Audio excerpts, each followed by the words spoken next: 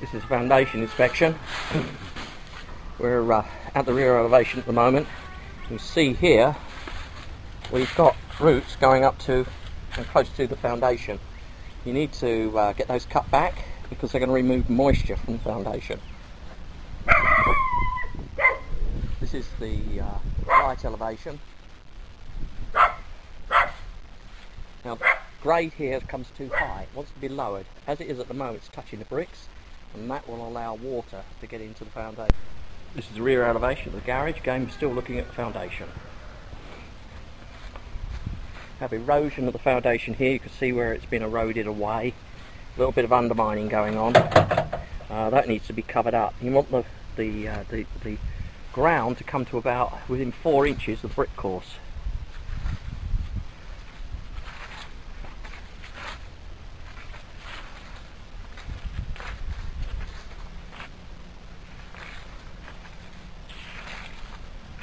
I'm at the right elevation at the front.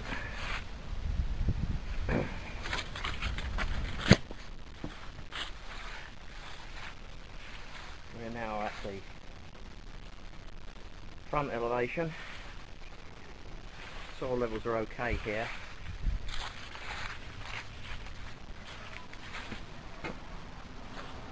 Now the foundation at the front elevation here.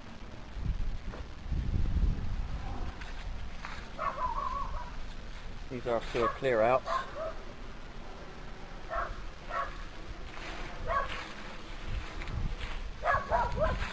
And we're now at the left elevation with the annoying dog. Again, the grade is coming up too high here, and that's going to lead to dampness getting into the walls. This is the grade inspection. The grade is all wrong here. What it's doing is it's sloping towards the house itself. Now as a result, it's going to move water towards the foundation, and that's going to cause the foundation to move and vary because the soils being expansive here, they're reactive expansive soils. As they get wet, they swell. As they dry out, they shrink, and that in turn moves the foundation up and down, and it cracks the brickwork. We're now at the right elevation. The grading here is not too bad. It slopes away from the building, and then we're grading at the rear elevation. Nice slope away from the actual house here, but the drive is heaving. What this means is that the ground underneath here is swelling more than the ground here. And so you can see you've got this ledge building growing. Now we're going to the rear elevation. It's got good grading, but we have a tree here. I think it's still alive. It's got buds on it, but I would recommend that tree's removed. It's already got a broken off bough because it's rotten. It's got attacked by wood destroying insects. So I'd recommend that tree is removed. And the elevation here is okay. Again, the actual grading on the left elevation is very poor. Inspection. We're going to start with the soffits. What we're looking for is general condition of the soffits. Now we have soffit vents here. 1, 2,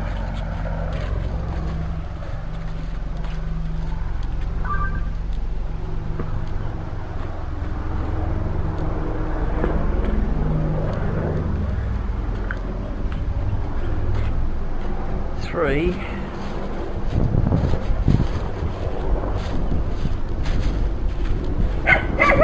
3 soffit vents, and then we have up here we have gable end ventilation. And we've got 3 soffit vents and some gable end ventilation. Let's look on the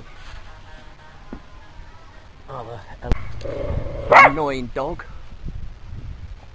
Okay, there's a tree in contact with the roof here. We'll have a look when we get up, see if there's any damage.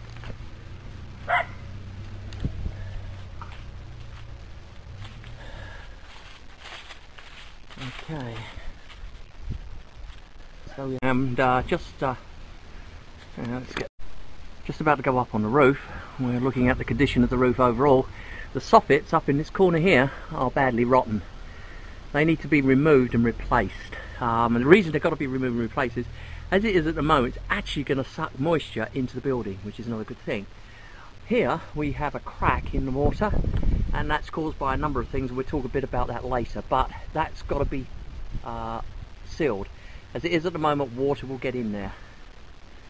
The condition of the actual flashings seem okay, but they're not continuous. They don't go right up to the top, and they should do. This is the roof inspection. We're on the front right elevation, and we're going to start with the main roof. I have a furnace vent here. There's a little bit of caulking around it. Yeah, that's watertight. Although this will wear and needs to be replaced at sort of a 3 or 4 year intervals. The roof itself on the front elevation looks in good condition, and the parts I'm walking on feel solid.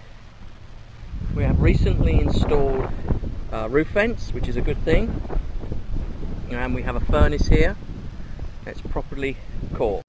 This is the rear elevation of the roof. We've got some penetrations here, they're all caulked well, and the roof itself feels quite firm underfoot, so I think the decking is in good condition.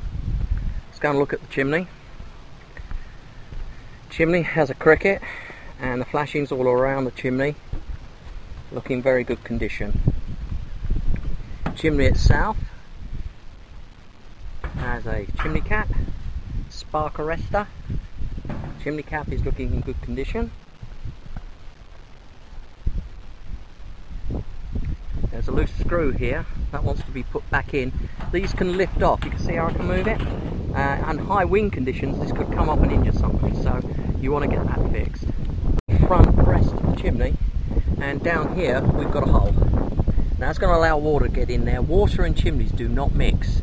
They are a major cause of failure in chimneys, so that just needs to be sealed, and that will fix the problem, but it does need to be sealed. Right elevation.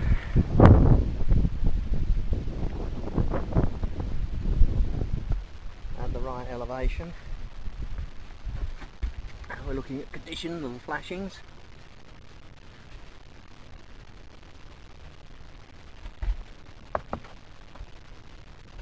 There's a bit of deterioration in the siding here, and a bit of deterioration in the shutter, in a soffit down there. That's really just a matter of decoration. And this is the gable end vent. So with 2 gable end vents on the house. Now we're at a convenient point, we can count the layers. We have 1,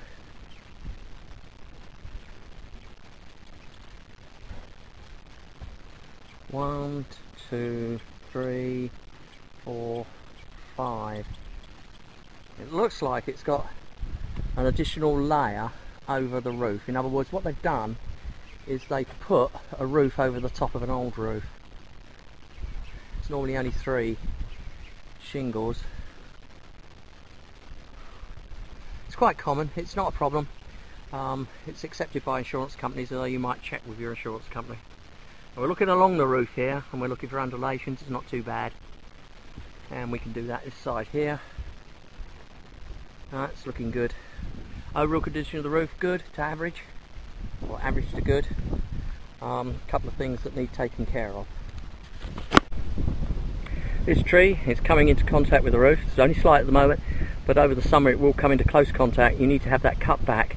My recommendation is you remove that tree completely. It doesn't help your foundation. It's a real cause of foundation failure. Large trees like that, close up to the foundation, they expirate thousands of gallons of water.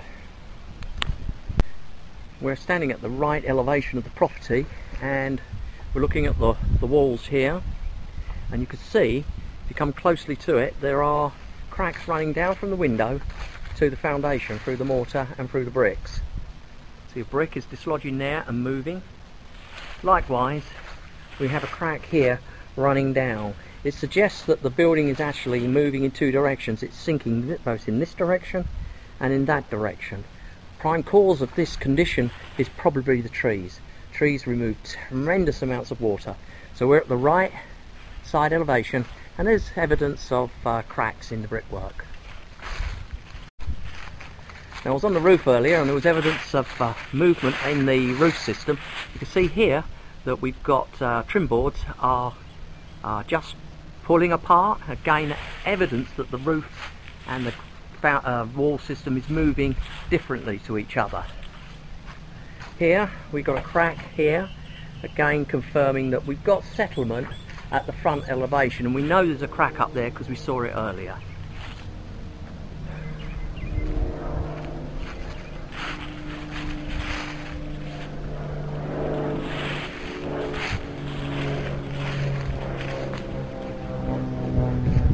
Again, this is another tree. Really must be removed. We've got another annoying dog, and we're coming to the left elevation, and here we have a crack in the brickwork that's been repaired once already. You can see how somebody's attempted to seal it here, but this is a very recent crack. In fact, the wall here is moving out. It's actually moving, and it's done it since it was fixed at some point in the future. So it's running right down to the foundation, and it's running right up to the wall system here. That's at the left elevation, and the crack here is getting on for 1/4 of an inch. It's quite a big crack. I can see evidence of foundation settlement here in the garage. You can see this crack running down here in the sheetrock. That's caused as the building settles. There's another crack here. This crack's running along the sheetrock for the ceiling. We have a crack running here as it's parting, and another one here.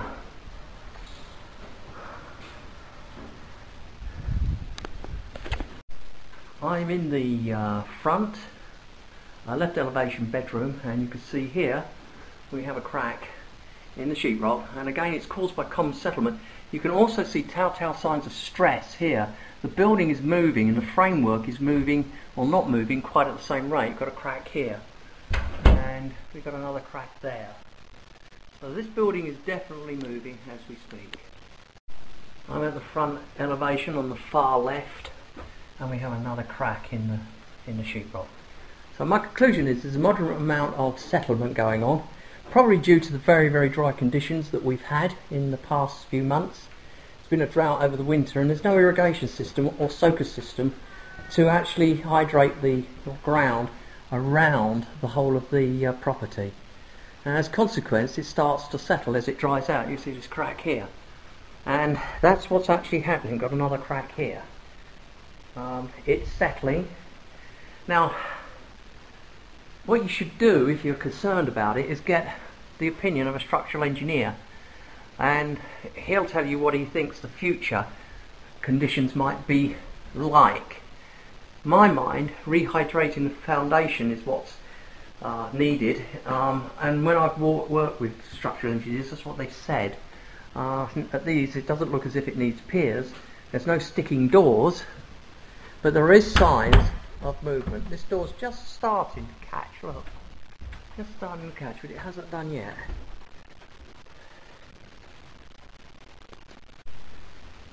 All the seals have gone in all of the windows around the house.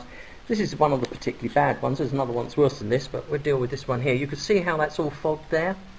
That's because the seals themselves are broken, and that's going to allow condensation to build up inside, and then you get the mineral deposits that you see. The staining is the mineral deposits. These windows need replacement.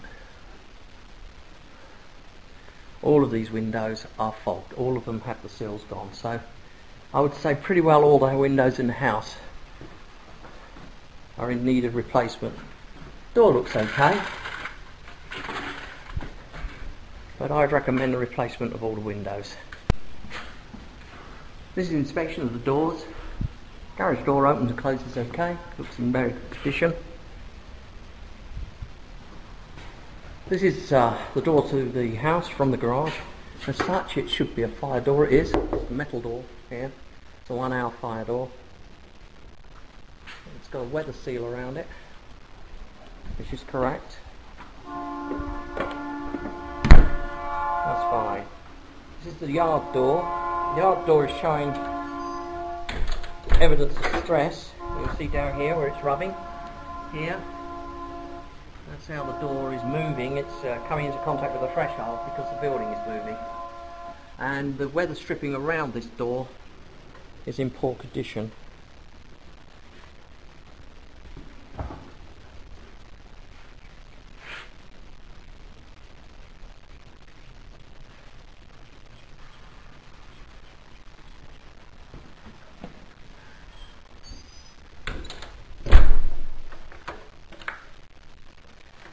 One lock locks, but the other one doesn't. This one doesn't close.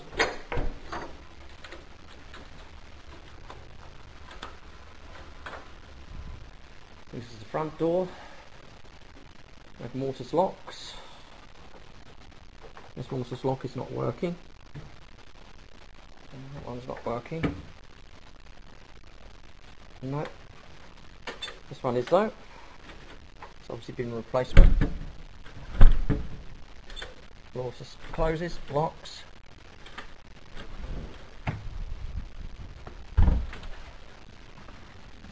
Threshold looks in very good condition. Seals, got a weather seal around it, and a storm door. There is evidence of flooding in this area. You can see how it's stained here.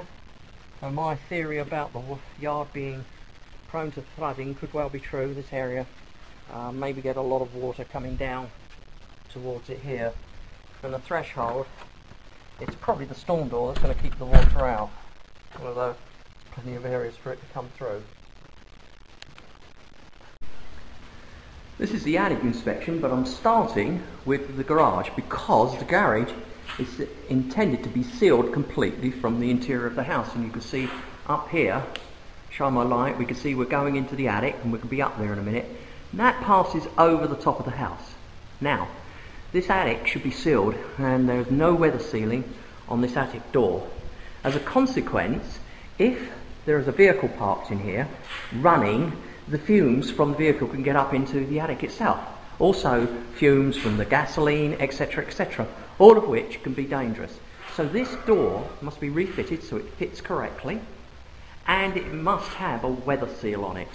I would also like to see on the door itself sheetrock added over the wooden part of the door. By adding the sheetrock, you actually increase the fire resistance of that door. Not a lot, but by a little amount. The sheetrock here prevents the fire penetrating, or should prevent fire penetrating the attic for about an hour. We also don't want to see any cracks. And there's evidence of water penetration here. So there's been a leak in the roof at some point. You see cracks here? They must be sealed. You do not want any cracks in your sheetrock. That would raise the possibility that if there was a vehicle fire in here, that it would reduce the amount of time you've got to evacuate the house. Okay, let's go and look in the attic. I've come into the attic and we're underneath the chimney, and here we have a vent. I'm trying to work out what that vent is. I think that's a combustion air vent. It should actually run to the exterior of the property. You can see how it's got a cap on it. That once went through the roof, and when they replaced this roof, I'd imagine that they took that away. No, they didn't.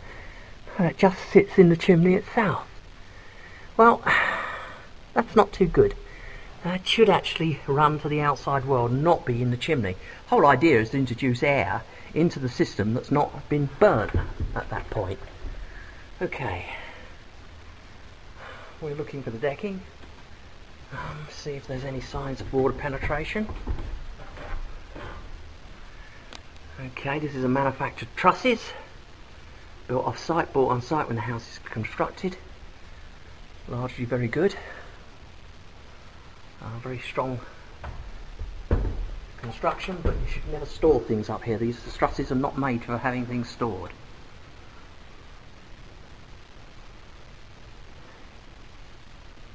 Okay, I've got to find out whether the crawl space is accessed from over there or I have to crawl along here. We're going to go back into the house and have a look. This attic ladder is dangerous. I've just been up into the attic. I'm trying to access the crawl space. Now to get to the crawl space, I've got to go up, obviously, this attic step. As I go up, what actually happens is, and I take my weight off it, it lifts.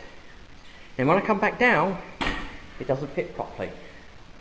Now, it might be okay for the occasional use if you're going up there and perhaps you've stored stuff, but don't store anything up, it's not designed for storing. But if you have a contractor here and they will harm themselves or damage themselves doing that, they have every right to blame you because it's your steps. We're at the chimney and there's evidence of water penetration here, and the wood's not rotten but it hasn't penetrated. It's maybe old, it may be of a cause sometime in the future, or in the past. We can't predict what's going to happen in the future, but there has been water penetration. Now, of greater concern, here we have a truss, okay, it's a manufactured truss, and you can see that that truss has been cut off to allow you access into the attic. That truss has that support there. It's okay. I would prefer to have seen another support here, just to actually tie it down. And prevent it lifting. I'm now in the attic itself, and you can see here we have a ducting, and the insulation has come away completely from the ducting. So that's going to leak a lot of cold air out into the attic in summer and hot air out in the winter. So that wants to be addressed.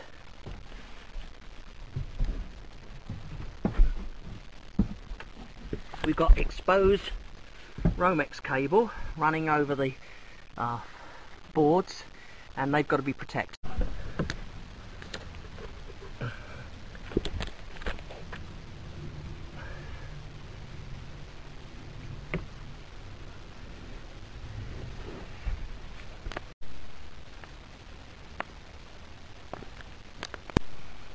This is a purling.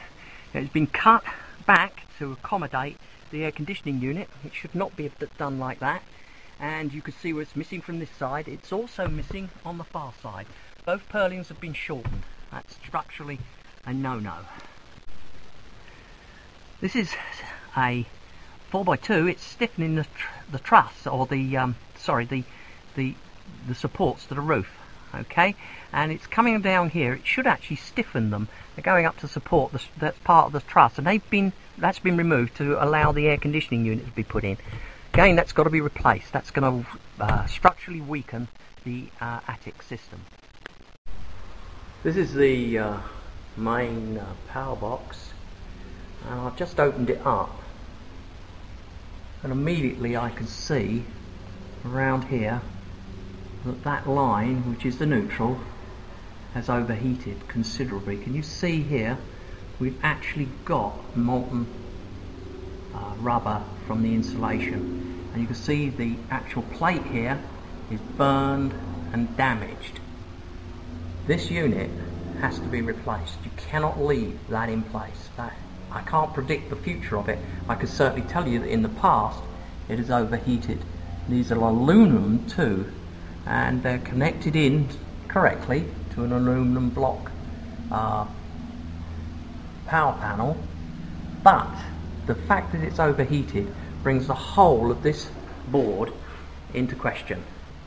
I recommend that a certified electrician examines and tests this board and tests the circuits in the house to establish that they're safe and you're able to use them. The meter for the home is located down on the alleyway service road, and we're standing at the service. Rises up here in the conduit, and there's no sign of a grounding bar here, none whatsoever, and that could be one of the reasons why we've got severe damage to the neutral line actually in the power panel itself. This is a fireplace, and it's got a considerable amount of tar build up in it. Certainly the flue, and that's a steel chimney going up. It's got part way up, it's got a mortar construction, but it's really a metal flue that's running through it. You can see quite a build-up of debris and tar on there. I highly recommend that this is swept. In addition, I'm not happy with the ceiling. Up the top there, there's between the top of the flue and the combustion chamber, there's a steel guard, and I can see that it's moved, and I'm concerned that a gap may have opened up. So I recommend, and the dust is getting me, I recommend that it's corked. Now this chimney itself actually opens up into the roof space, and as a consequence there's no fire stop up there, and so there's no means by which I can tell you that the fire couldn't spread from here into the attic should it break out of the metal pipe which is the chimney. I recommend that you have a chimney specialist look at this chimney and give you a safety rating. Personally, I would take his advice over everything. I'm actually at the kitchen sink and just taking an infrared photograph. You won't see it very well here, but I can tell you it's damp down there. It's very damp. There's a lot of water penetration down the bottom there, so I think there might be a pipe leaking behind. Certainly this P-track could have leaked, but it's still damp. Let's go and look at the other unit. So we're going to the vanity sink in the master, and here you can see that blue patch. Well, you can't really on my camera. I can. And I'm going to take a photograph of it and you'll see it in the report, but there's a water leak under the vanity.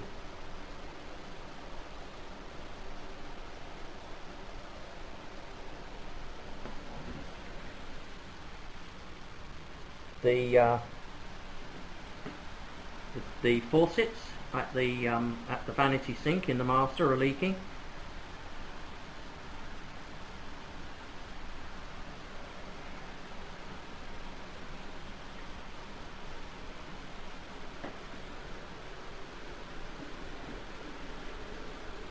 And there's a leak at the faucets and the shower control in the master as well.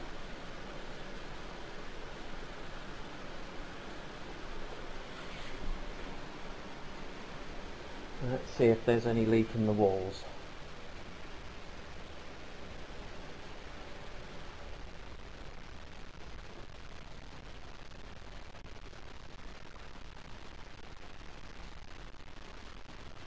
Now, there's not been any rain recently, so we won't see any sort of leaks in the walls. It only shows up if water's present, and of course what we're seeing at the moment are plumbing leaks. Yeah, there's a big leak beneath this sink. I would imagine the cabinetry is pretty rotten too. Let's go into where we're behind the shower. Shower's the other side of this wall,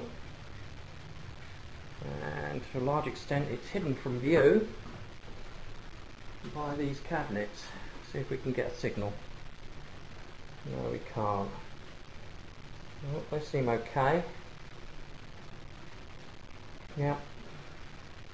Let's go into the other bathroom. And yeah, we've got a big leak. We've got yeah, there's leaks around the faucet.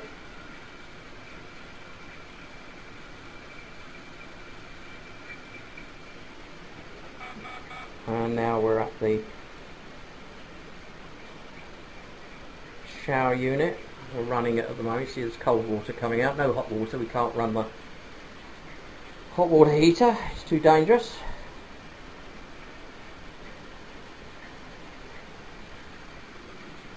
Now that wall is going to be where? When we get at that wall. No, I think it's going to be in the cabinet on the far side here.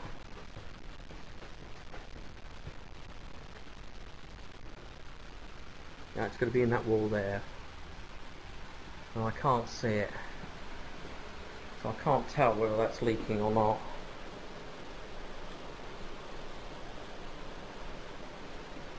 Okay, so in summary, pretty well all the faucets are leaking, mainly because of age. They've just worn out. There's leaks under the kitchen cabinet and the vanity cabinet in the master, and I just want to recheck the vanity cabinet in the guest see whether or not we've got a leak there. Let's open the guy up.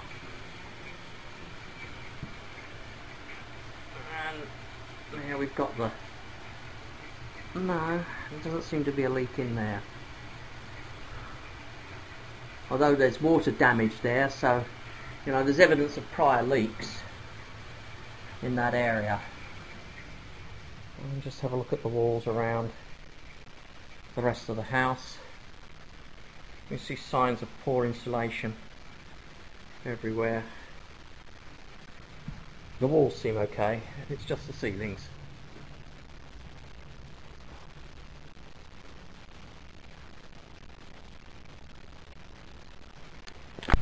This is the return air. We're getting a temperature of return air of 65.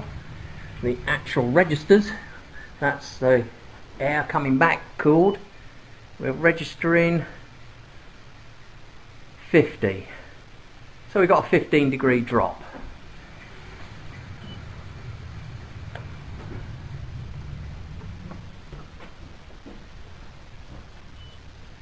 It's in the bedroom. We got, the family room. We got a drop here. We got a drop here of down to 50. So that's good. Okay, yeah, we're getting a 15-degree drop on the air conditioning system. Now this air conditioning system is going to struggle in summer because the house has very poor insulation. I highly recommend you consider blowing in extra insulation just to save you money. There's evidence of considerable water damage at the kitchen sink in the cabinetry. Of course, a lot of the damage could now be hidden from us behind the cabinetry. So I recommend that this floor is removed and that is investigated for damage. It has a working food disposal in it. That's running, it's not making any unusual noise. There is considerable corrosion on the pipes supplying water to and from the water heater.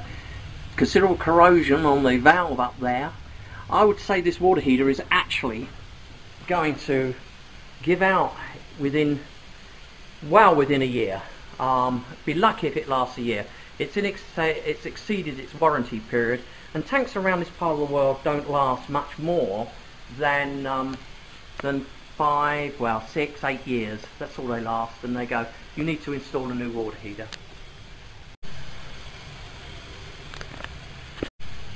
This is the temperature pressure relief valve, and it's stuck closed. It won't work, so it's not safe. This whole water heater could explode.